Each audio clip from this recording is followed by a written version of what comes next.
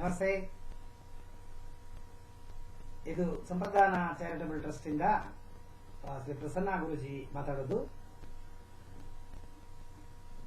ಈಗಾಗಲೇ ಆಧ್ಯಾತ್ಮ ಧ್ಯಾನ ಮತ್ತು ಆಲ್ಫಾ ಧ್ಯಾನದ ಬಗ್ಗೆ ಸುಮಾರು ವಿಡಿಯೋಗಳನ್ನು ಹಾಕಿದ್ದೀನಿ.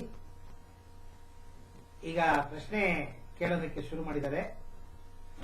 ಭದ್ರಾವತಿಯಿಂದ ಒಬ್ಬ ಮಹಿಳೆ, ಗುರುವೇ ಆಲ್ಫಾ ಧ್ಯಾನ ಹಾಗೆ ಅಂತ ವಿಡಿಯೋಗಳು ಹಾಕ್ತಾ ಇದ್ದೀರಾ, ಆಲ್ಫಾ ಧ್ಯಾನಕ್ಕೂ ಆಧ್ಯಾತ್ಮ ಧ್ಯಾನಕ್ಕೂ ಏನು ವ್ಯತ್ಯಾಸ? ಆಧ್ಯಾತ್ಮ ಧ್ಯಾನ ಮಾಡ್ತಾ ಇದ್ದೀವಿ, ಆಲ್ಫಾ ಧ್ಯಾನ ಮಾಡೋದ್ರಿಂದ ಆಧ್ಯಾತ್ಮ ಧ್ಯಾನಕ್ಕೆ ತೊಂದರೆ ಆಗೋದಿಲ್ವಾ? ಒಳ್ಳೆ ಪ್ರಶ್ನೆ.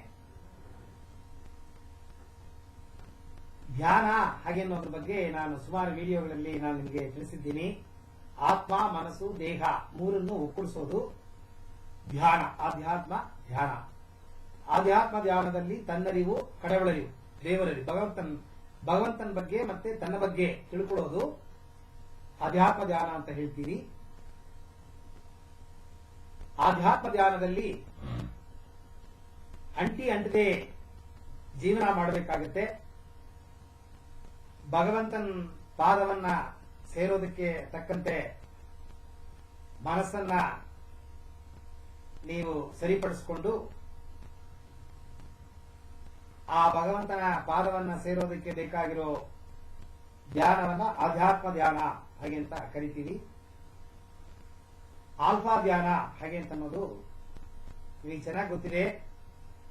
ಮೆಸ್ಮರಿಸಮ್, hypnotism, Jose Silva method, ESP, NLP ಇವುಗಳನ್ನೆಲ್ಲ ಕ್ರಾಸ್ ಮಾಡಿ ಈಗ ಹೊಸ ಶೇಪ್ ನಲ್ಲಿ ಆಲ್ಫಾ ಧ್ಯಾನ ಹಾಗೆ ಅಂತ ಅನ್ನೋದು ಪ್ರಸಿದ್ಧವಾಗ್ತಾ ಇದೆ. ಯುರೋಪಿಯನ್ ಕಂಟ್ರೀಸ್ ಮತ್ತೆ ಸೌತ್ ಈಸ್ಟ್ ಏಷ್ಯನ್ ಕಂಟ್ರೀಸ್ ಮತ್ತೆ ನಮ್ಮ ಭಾರತ ದೇಶದಲ್ಲಿ ಎಲ್ಲಾ ಕಡೆಗೂ ಈ ಆಲ್ಫಾ ಮನಸ್ಸಿನ ಧ್ಯಾನ ತುಂಬಾ ಪ್ರಸಿದ್ಧವಾಗ್ತಾ ಇದೆ. ಈ ಆಲ್ಫಾ ಅಂತ ಅನ್ನೋದು ಮಿದುಳಿನ ಒಂದು ವಿದ್ಯುತ್ ಶಕ್ತಿ, ಮಿದುಳಲ್ಲಿ ವಿದ್ಯುತ್ ಶಕ್ತಿ ಉತ್ಪಾದನೆ ಆಗುತ್ತೆ. ಆ ವಿದ್ಯುತ್ ಶಕ್ತಿ ತರಂಗಗಳಾಗಿ ಪರಿಮಳಿಸುತ್ತೆ. ಅದನ್ನ ಬೀಟಾ ಸ್ಥಿತಿ, ಆಲ್ಫಾ ಸ್ಥಿತಿ, ಥೀಟಾ ಸ್ಥಿತಿ, ಡೆಲ್ಟಾ ಸ್ಥಿತಿ ಅಂತ ಕರಿತೀವಿ. ಈ ಆಲ್ಫಾ ಸ್ಥಿತಿನಲ್ಲಿ ಮನಸ್ಸು ತುಂಬಾ ಸಮಾಧಾನವಾಗಿರುತ್ತೆ. ಆವಾಗ ಮನಸ್ಸಿನ ಕಾರ್ಯ ಚಟುವಟಿಕೆಗಳು ನೀವೇನು ಮನಸ್ಸಿಗೆ ಹಾಕ್ತೀರಾ ಅದು ಸಾಧನೆ ಮಾಡುವ ಶಕ್ತಿ ಉನ್ನತ ಮಟ್ಟದಲ್ಲಿರುತ್ತೆ. ಮತ್ತೆ ನಿಮ್ಮ ಒಳ ಮನಸ್ಸಿಗೆ ಹೋಗೋದಕ್ಕೆ ಬೇಕಾಗಿರೋ ಆ ಸೌಲಭ್ಯವನ್ನ ಮಾಡಿಕೊಡುತ್ತೆ. ನೀವು ನೆನೆಸಿದ್ದನ್ನ ಸಾಧನೆ ಮಾಡಬಹುದು.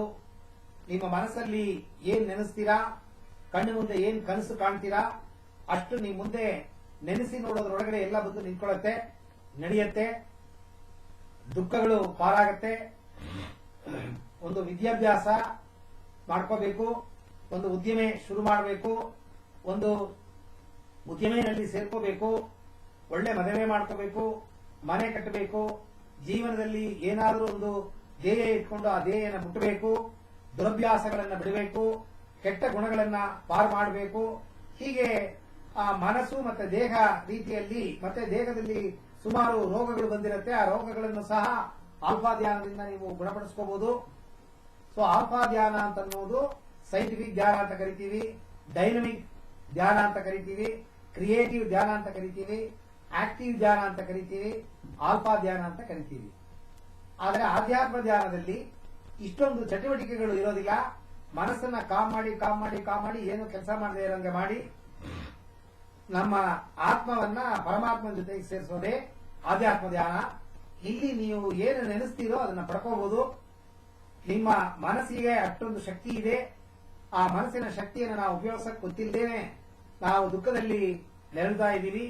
ಈ ಆಲ್ಫಾ ಧ್ಯಾನ, ಆಲ್ಫಾ ಮೈಂಡ್ ಮಿರಾಕಲ್ಸ್ ಹಾಗೆ ಅಂತ ಒಂದು ಪ್ರೋಗ್ರಾಮ್ ಅನ್ನು ನಾವು ಮಾಡ್ತಾ ಇದ್ದೀವಿ ಎಲ್ಲಾ ಕಡೆನೂ. ತಮಿಳುನಾಡು, ಆಂಧ್ರ, ಕರ್ನಾಟಕದಲ್ಲಿ ನೀವು ಒಂದು ಸಣ್ಣ ಗ್ರೂಪ್, ಒಂದು 15 ಜನ 20 ಜನ ಸೇರಿ ಒಂದು ಗ್ರೂಪ್ ಮಾಡಿಕೊಂಡು ನನ್ನ ಕರೆದ್ರೆ ನಾನು ನಿಮ್ಮೂರಿಗೆ ಬಂದು ಪಾಠ ಹೇಳ್ಕೊಡಬಲ್ಲೆ. ಇದು 1 ದಿನದ ಕೋರ್ಸು. ಮತ್ತೆ ಆನಂದ ಆರೋಗ್ಯ 10 ದಿನದ ಕೋರ್ಸು, ದಿನನಿತ್ಯ 3 ಗಂಟೆ ಕಾಲಗಳು. ನೀವು ಯಾವುದನ್ನ ಬೇಕಾದ್ರೂ ಕಲಿಬಹುದು. ಈ ಕಮರ್ಷಿಯಲ್ ಆಗಿ ಮಾಡಬೇಕು ಅಂತ ಬಯಕೆ ಇಲ್ಲದೇನೆ ಇದನ್ನು ಜನಗಳಿಗೆ ತಲುಪಿಸಬೇಕು ಅಂತ ಒಂದು ಆಸಕ್ತಿಯಿಂದ ಕೇವಲ 500 ರೂಪಾಯಿಗಳು ಮಾತ್ರ ನಾವು ತಗೋತೀವಿ. ಆ 500 ರೂಪಾಯಿಗಳು ಫೀಸ್ ಅಲ್ಲ, ಟ್ರಸ್ಟಿಗೆ ಡೊನೇಷನ್ ಆಗಿ ತಗೋತೀವಿ. ಏನಕ್ಕೆ ತಗೋತೀವಿ ಅಂತಂದ್ರೆ ಮೈಸೂರಲ್ಲಿ ಒಂದು ವೃದ್ಧಾಶ್ರಮ ನಡೆಸ್ತಾ ಇದ್ದೀವಿ. ಆ ವೃದ್ಧಾಶ್ರಮ ನಡೆಸೋದಕ್ಕೆ ಬೇಕಾಗಿರೋ ಖರ್ಚುಗಳನ್ನ ಮ್ಯಾನೇಜ್ ಮಾಡೋದಕ್ಕೆ ನಮಗೆ ದುಡ್ಡು ಬೇಕಾಗುತ್ತೆ. ಅದಕ್ಕೋಸ್ಕರ ನಿಮ್ಮ ಹತ್ರ ಒಂದು ಸಣ್ಣ ಕಾಣಿಕೆಯನ್ನು ತಗೋತೀವಿ. ಬೇರೆ ಜಾಗಗಳಲ್ಲಿ 3-4 ಸಾವಿರ ರೂಪಾಯಿ ತಗೋತಾರೆ ಇದಕ್ಕೆ, ಈ ಬೇಸಿಕ್ ಕೋರ್ಸ್ಗೆ. ಸೊ ತಮ್ಮ ಮನೆ ಮೆಟ್ಟಿಲು ತನಕ ನಾವಾಗೆ ಖುದ್ದಾಗೆ ಬಂದು ಈ ವಿಚಾರಗಳನ್ನ ನಿಮಗೆ ತಲುಪಿಸೋದಕ್ಕೆ ನಾವು ರೆಡಿಯಾಗಿದ್ದೀವಿ. ನಿಮ್ಮ ಕರೆಗಳಿಗೆ ಕಾಯ್ತಾ ಇದ್ದೀವಿ. ಏನಾದರೂ ಅನುಮಾನಗಳಿದ್ರೆ ನೀವು ಫೋನ್ ಮಾಡಿ ನಂಗೆ ಕೇಳಿದ್ರೆ ಅನುಮಾನಗಳನ್ನ ಪರಿಹಾರ ಮಾಡ್ತೀವಿ. ನಮಸ್ತೆ.